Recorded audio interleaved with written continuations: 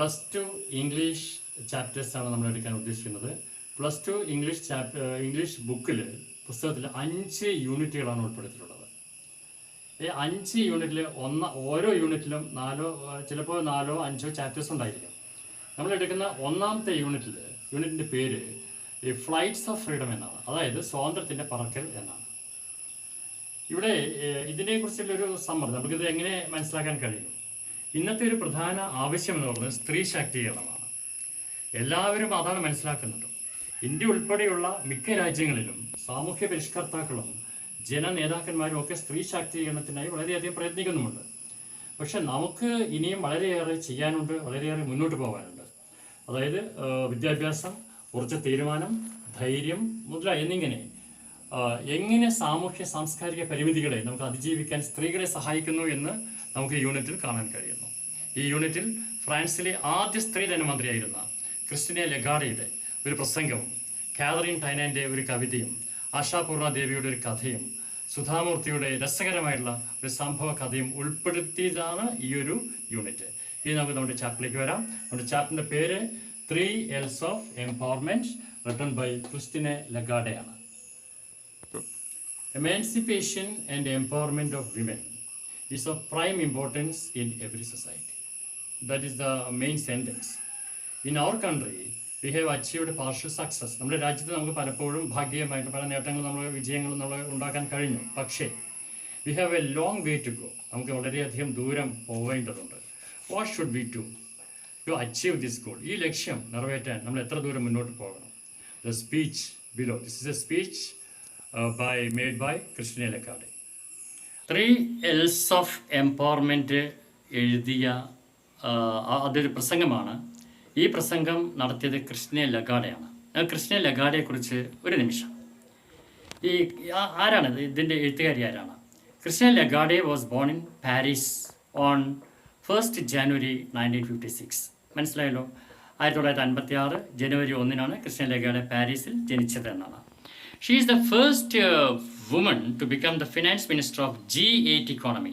G8 economy അതൊരു സാമ്പത്തിക രാജ്യങ്ങളുടെ സംഘടനയാണ്. G8 ഇക്കോണമിയുടെ തലപ്പത്തുള്ള ഫിനാൻസ് മിനിസ്റ്റർ ആയിരുന്നു അവർ. And to head of the International Monetary Fund. നമുക്കറിയാം IMF ലോകരാജ്യങ്ങളെ കടമെടുക്കുന്ന ഒരു ബാങ്കാണ് IMF, ഇൻ്റർനാഷണൽ മോണിറ്ററി ഫണ്ട്.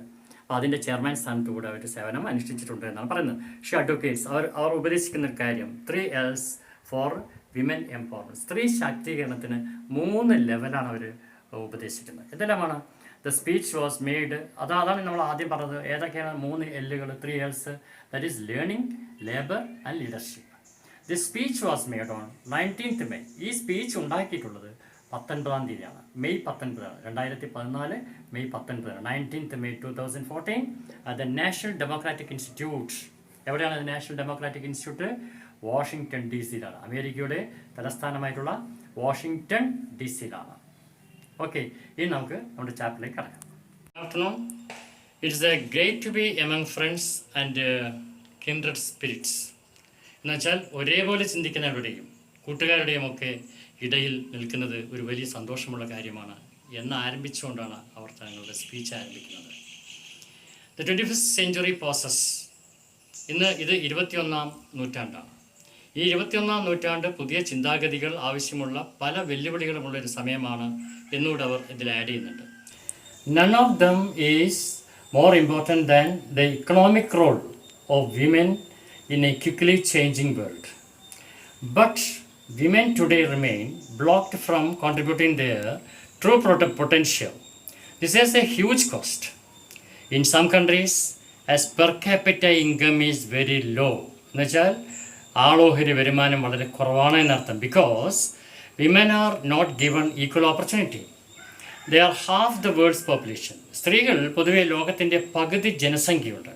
പക്ഷെ പറഞ്ഞിട്ട് എന്താ കാര്യം? But their economic contribution is far less than 50%. We have to change this situation. ഈ ഒരു സിറ്റുവേഷൻ നമുക്ക് മാറ്റേണ്ടത്. എങ്ങനെ മാറ്റും? For empowering women. സ്ത്രീകളെ ശാക്തീകരിക്കാൻ അവർ പറയുന്നത് 3 കാര്യങ്ങളാണ്. കുട്ടികൾ ശ്രദ്ധിക്കുന്നുണ്ടല്ലോ. 3 L's ആണ്. എന്തൊക്കെയാണ് 3 L's? That is learning, labour and leadership. Learning പഠനം, ലേബർ അധ്വാനം അല്ലെങ്കിൽ ജോലി, പിന്നെയോ ലീഡർഷിപ്പ് എന്നാണ്. മനസ്സിലായിക്കാണും. അപ്പോൾ ഒന്നാമത്തെ ഫൗണ്ടേഷൻ എന്താണ്? എഡ്യൂക്കേഷനാണ്. So education is a foundation of which any change is built. Learning helps, always education helps women to help themselves and break free of the chains with which they are bound.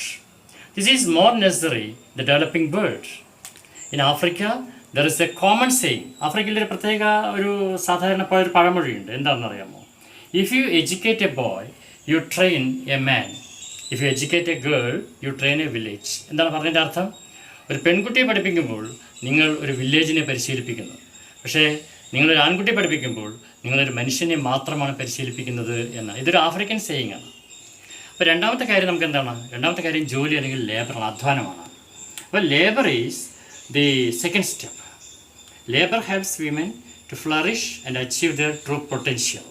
Unfortunately today, even when women work, they are often limited to jobs where the pay, the status and security is very low.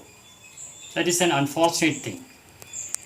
വളരെ നിർഭാഗ്യകരമായിട്ടൊരു അവസ്ഥയാണത്. Globally, ആഗോള വ്യാപകമായിട്ട് women earn only 3/4. ഒരു പുരുഷൻ 100%, അവന് 100 രൂപയാണെങ്കിൽ ഒരു സ്ത്രീക്ക് 75 രൂപയെ കിട്ടുന്നുള്ളൂ. As much as men. Even when they have similar education, similar jobs, one of our important ideas should be equal pay for equal work. അതാണ് നമ്മുടെ സ്ലോഗൻ, മുദ്രാവാക്യം എന്ന് പറയുന്നത്. Equal pay for equal work എന്നാണ്. റിസർച്ചസ് ഷോ ദാറ്റ്, പല ഗവേഷണങ്ങളും കാണിക്കുന്നത് that removing the gender inequality in economic participation can bring an increase in the per capita income. എന്താണത്? അസമത്വം മാറ്റുമ്പോൾ മാത്രമേ ശരാശരി വരുമാനം കൂട്ടുവാൻ അത് മാത്രമാണ് സഹായിക്കുന്നത് എന്നാണ് ഗവേഷണങ്ങൾ ഇതുവരെ തെളിയിച്ചിട്ടുള്ളത്. അപ്പോൾ women can be given more opportunities. അപ്പോൾ സ്ത്രീകൾക്ക് ധാരാളം അവസരങ്ങൾ നാം നൽകണം. ഇൻ ദ വർക്ക് പ്ലേസിൽ there is a need to change our laws to ensure that properly and inheritance laws do not discriminate against women. ഒരു സ്ത്രീക്കും പിന്തുടർച്ച പല നിയമങ്ങളും മാറേണ്ടിയിരിക്കുന്നു. സ്വത്തുക്കളുടെയും പിന്തുടർച്ച അവകാശങ്ങളുടെയും നിയമങ്ങൾ സ്ത്രീകൾക്കെതിരായി ഒരു വിവേചനവും കാണിക്കരുത് എന്നുകൂടെ പറയുന്നു. സ്ത്രീകളുടെ വിദ്യാഭ്യാസവും ആരോഗ്യവും പ്രോത്സാഹിപ്പിക്കേണ്ടതാണ്. So education and health care for women should be encouraged. Women should be given more credit facilities so that they can get greater economic independence. അങ്ങനെ ആരോഗ്യവും സ്ത്രീകളുടെ വിദ്യാഭ്യാസവും ആരോഗ്യമൊക്കെ പ്രോത്സാഹിപ്പിക്കേണ്ടതും സ്ത്രീകൾക്ക് കൂടുതൽ കടമെടുക്കാനുള്ള സൗകര്യങ്ങൾ ഏർപ്പെടുത്തേണ്ടതും അതുമൂലം സ്ത്രീകൾക്ക് കൂടുതൽ സാമ്പത്തിക സ്വാതന്ത്ര്യം കൈവരികയും വേണം.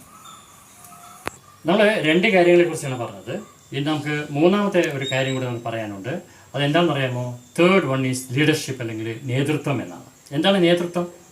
The third leadership, it enables women to rise and fulfil their inborn abilities and talents. എന്താണ് അതിൻ്റെ അർത്ഥം? മൂന്നാമത്തെ ലീഡർഷിപ്പാണ്, നേതൃത്വമാണ്.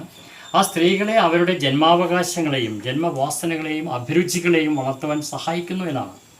Sometimes women make better leaders than men. ചിലപ്പോഴൊക്കെ പുരുഷന്മാരെക്കാൾ സ്ത്രീകൾക്ക് ലീഡർഷിപ്പിലേക്ക് വരാനുള്ള കഴിവുണ്ടായിരിക്കും.